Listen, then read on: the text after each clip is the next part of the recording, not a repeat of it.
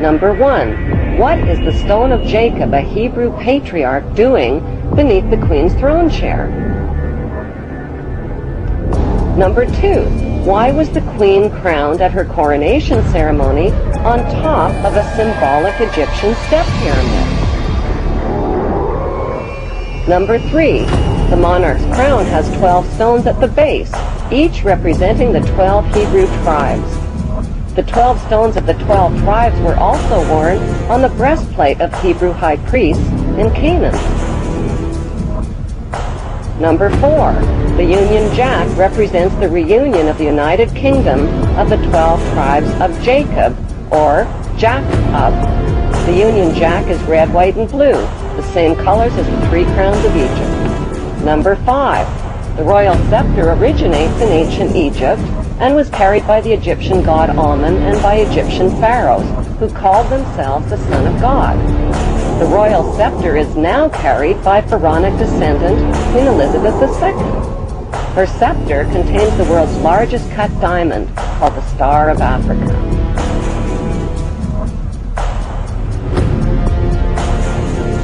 Number 6. The queen's punishing flail or whip is partially hidden under her arm. The flail or whip also originates with the pharaohs of ancient Egypt. Number 7. The symbol of the bee can be found within the queen's royal wardrobe. In ancient Egypt, bees were the symbol of Egyptian royalty, as well as the symbol of Egypt. Number 8. The symbols on the British coat of arms reveal Britain's Hebrew origin. Number 9. The headdress worn by judges and the Queen's high-ranking officials originate in ancient Egypt.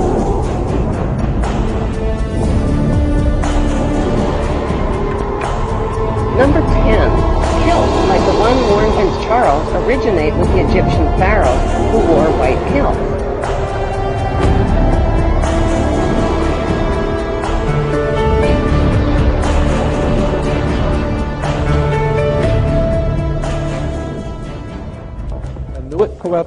Novus Ordos Seclorum, and that was in 1774 that the Bavarian Illuminati drew up their plans for what they were going to do in America and how they were going to do it.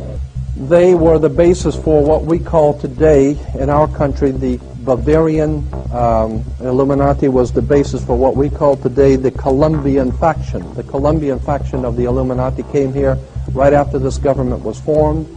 And that's where we get today this Columbia Space Shuttle, Columbia Movies, Columbia Television, Columbia Records, everything, Columbia University.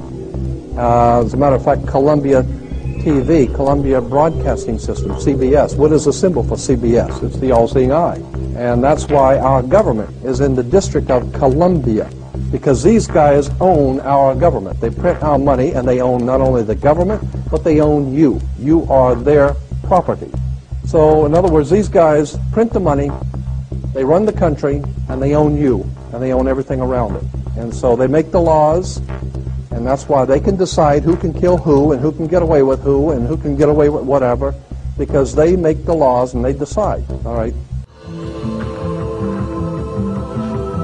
Iraq was the home of the very advanced culture going back to 4000 BC down to around 2000 BC of Sumer. Babylon was an ancient headquarters of this Illuminati. Like I said, and that's why, as we'll get to as we go through, these Illuminati today use a tremendous amount of Babylonian symbolism in their own codes and language. This is the area I'm talking about. Egypt came into it as well, but this area was crucial. These families exported themselves out into Europe, where they became the aristocracy of Europe and the royal families of Europe.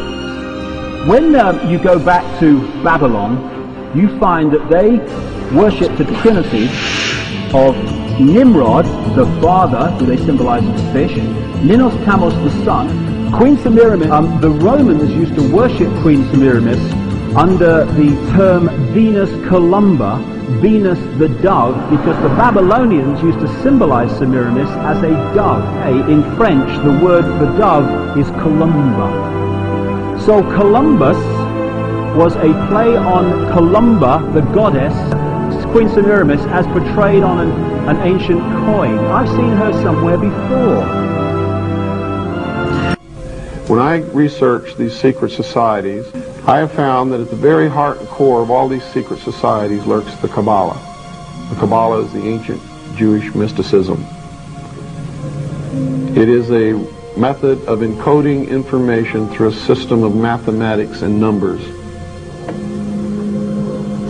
It is some of the most ancient knowledge that man has ever possessed and has been kept secret and given only to those who have proven themselves worthy through the process of initiation.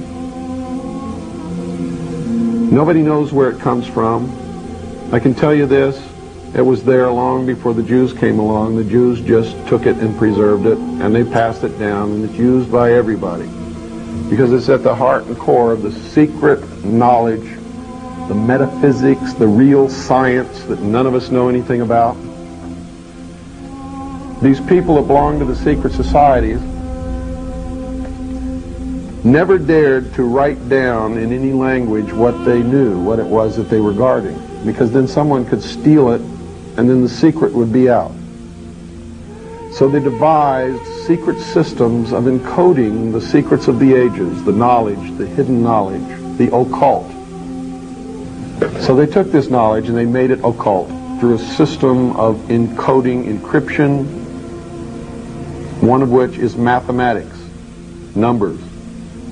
Another is architecture.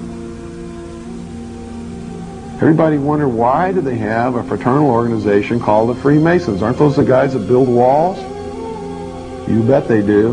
But every wall they build contains the secrets that have been kept and maintained throughout the ages, and it's encoded in the architecture and in the measurements of the buildings and in the mathematical formulas used to derive the geometry and the shape, the length and breadth and height of rooms.